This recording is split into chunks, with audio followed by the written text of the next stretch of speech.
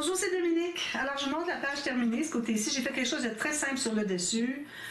J'ai déjà très épais. Vous voyez la page épaisse ici, alors je ne voulais pas aller si épais.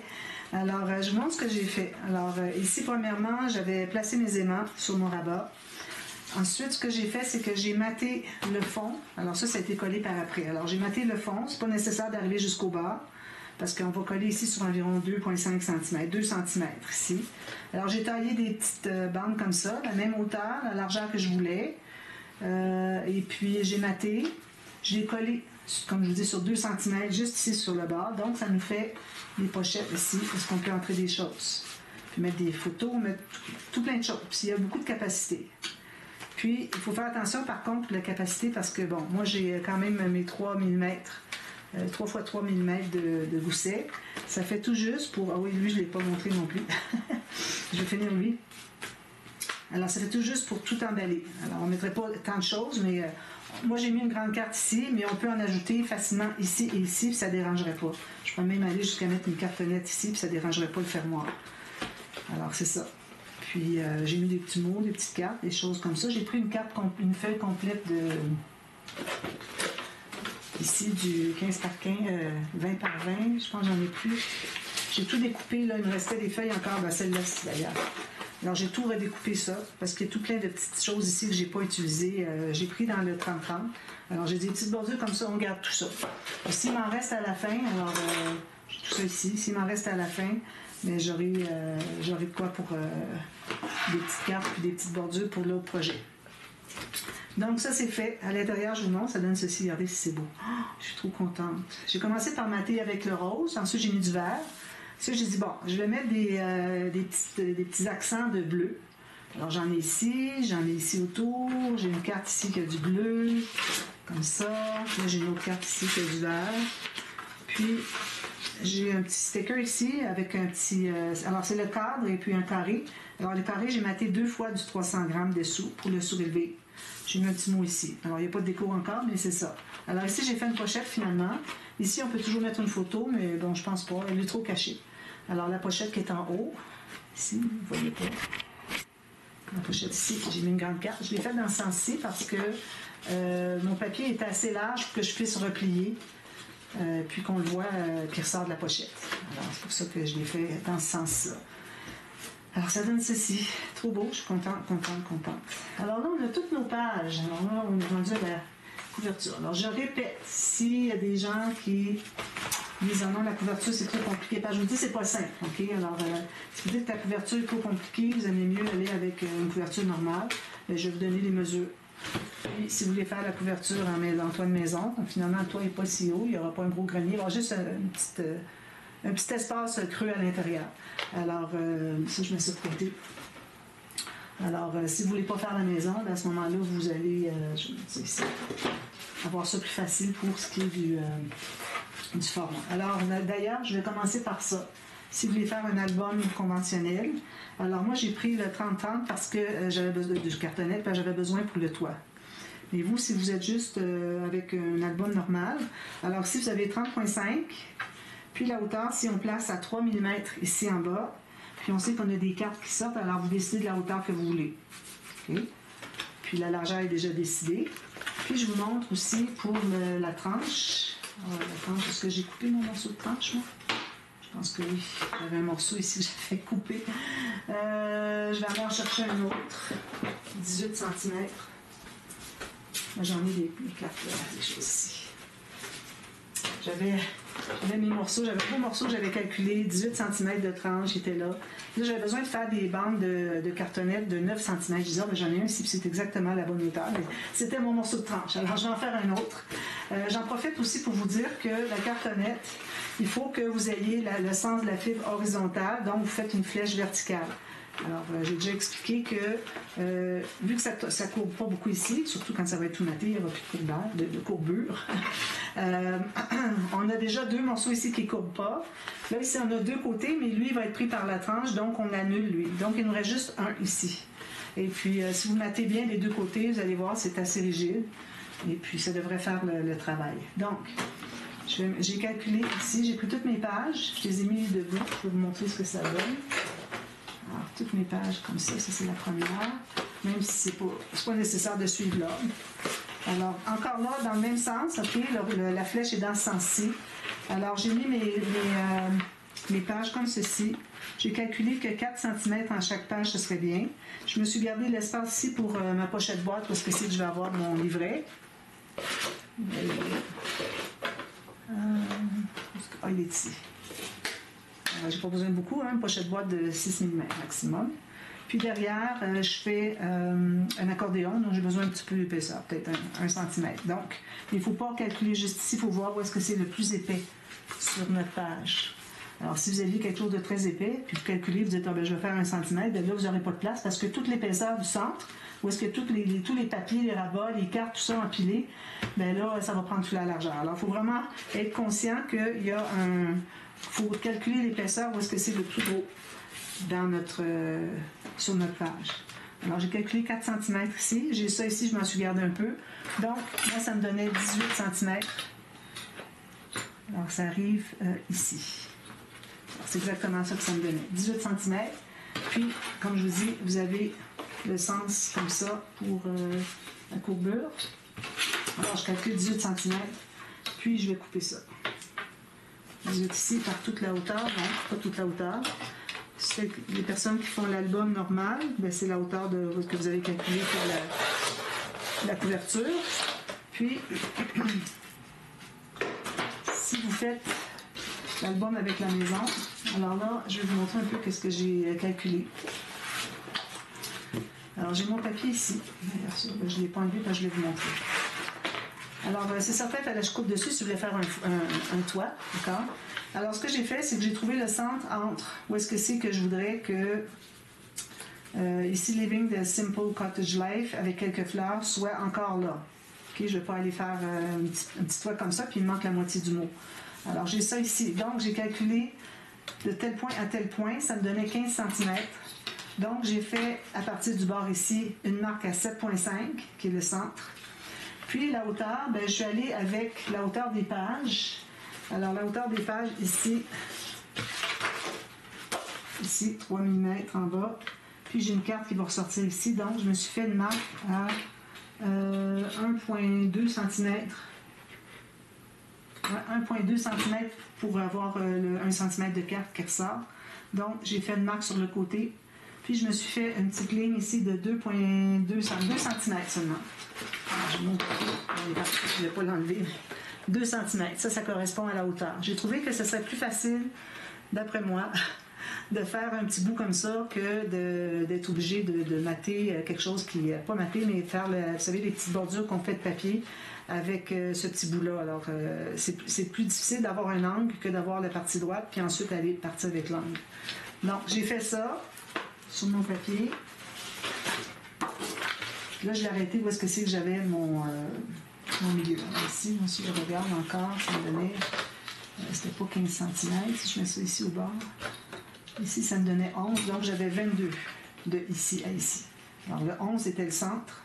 Au début, je l'avais fait plus petit, puis avec les lignes, ça ne marchait pas. Alors, faites vos lignes au trait fin, pas trop foncé au crayon avant de couper. Alors ici, j'ai fait ça ici. J'ai arrêté vis-à-vis ici, qui est la même hauteur que lui. Ici, même hauteur que lui. Donc, vous avez calculé la hauteur ici et ici. Il ne faut pas aller plus bas. Mais à la limite, on aurait pu, mais bon, moi, je voulais faire un toit vraiment égal. Ensuite, moi, je voulais avoir un petit toit qui va être ajouté. Alors, on va avoir une petite bordure ici, mais je vais avoir un autre, comme un petit bout comme ça. Vous savez, les maisons, comme parfois il y a ça, puis il y a une petite rallonge.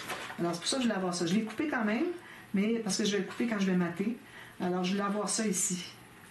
Je l'ai fait rejoindre avec un angle quelconque. J'ai fait rejoindre ma marque de 2,5 cm ici.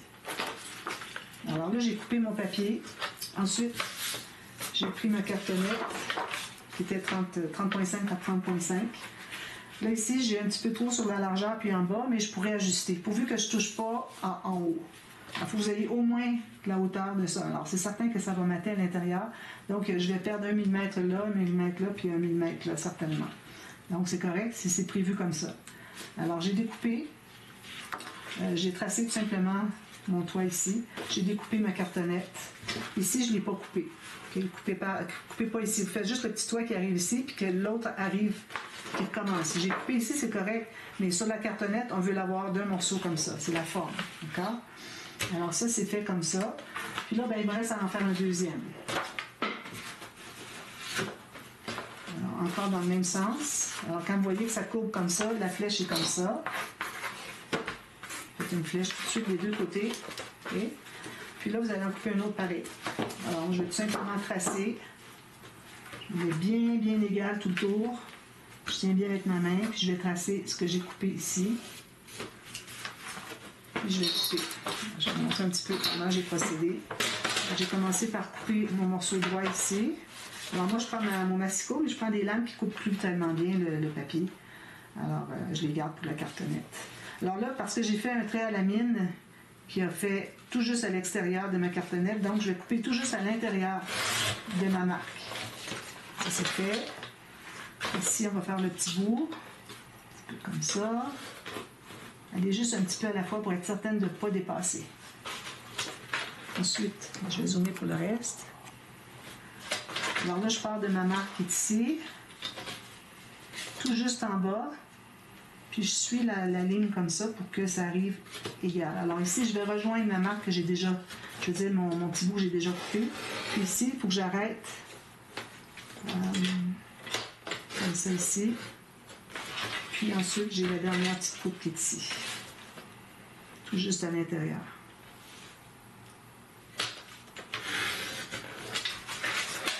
J'enlève ça.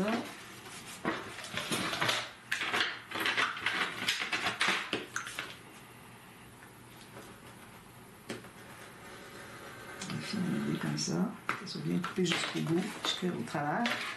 Alors là, je me trouve à avoir les deux qui sont égales. D'accord? On a deux fois la même chose. Alors maintenant, ce qu'on doit faire, c'est qu'on va... Alors, notre tranche, elle est ici. Donc, on a ça ici.